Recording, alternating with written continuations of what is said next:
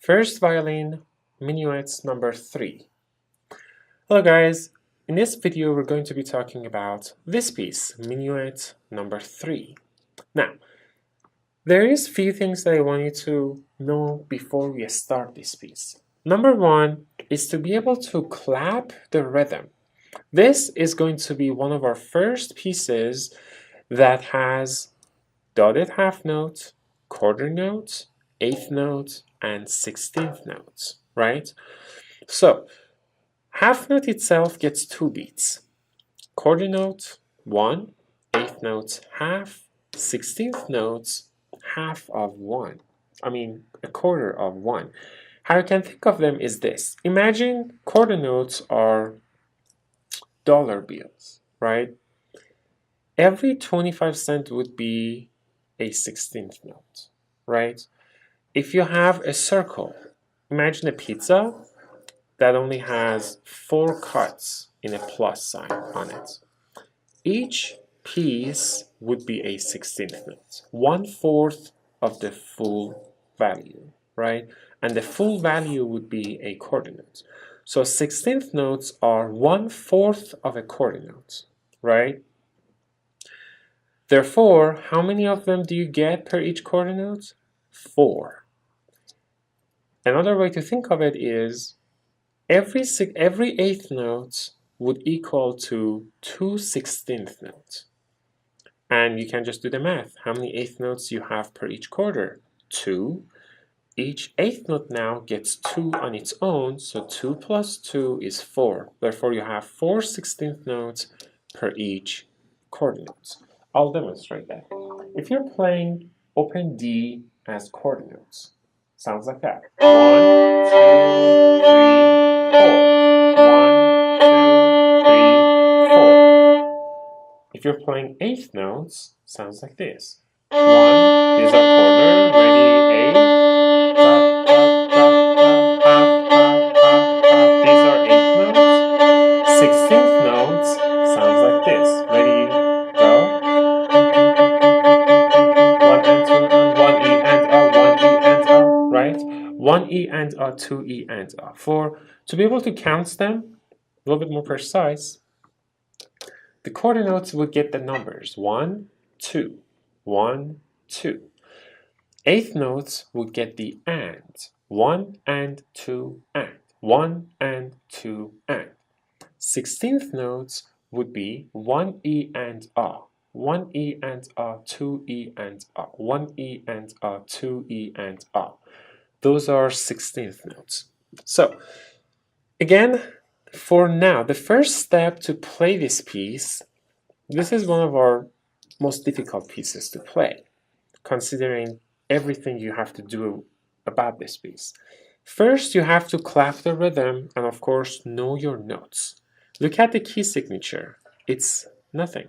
There is no sharp, no flats, and that is a key signature on its own. When you have no sharps nor flats, every single note is natural, unless you see accidentals within the piece, right? And natural sign, just in case you would play this as sharp, you would see a natural sign to remind you, because accidentals are effective till the end of the measure. Okay, so few things we have to do about this piece. You have to play the correct notes, you have to play the correct rhythm, and hopefully correct bowings and correct articulation. That's very important. That includes dynamics and also staccatos in this case that you have. Crescendo, staccato, and that's pretty much it. And slurs, right? Very slowly. Practice it 1 note at a time, 1 measure at a time, then you'll be able to play the notes. Here, I'll play these 2 measures specifically so you hear how the rhythm works between them. Don't forget, all the notes are natural, which means C is the natural version of C, which is low second. F also is a natural version of F, low second. So like this. See? Low, low, one. Low, low, one. Again. One, one E and a one. One, one E and a one. Slower would be.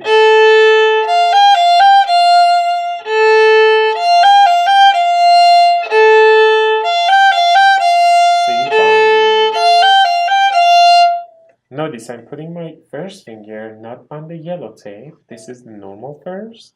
On the yellow, I'm putting it on white. Low first. Why? As you see, downward arrow number one. Because F is not sharp. First finger on E is F. But if you put it as normal first, you're playing F sharp. You're playing the sharp version of F. Since there is no sharp here, and it's natural, you have to put it as low version of F. See? Sharp, natural, sharp, natural. So keep that in mind, and the rest of the piece is fairly simple because the only accidentals you have are Fs. F sharp, F sharp. This F, since it's sharp, you play it as high second on D string. This one, since it's sharp, you play normal first or high first on E string, on yellow. Red, yellow. Again, red on D, yellow on E.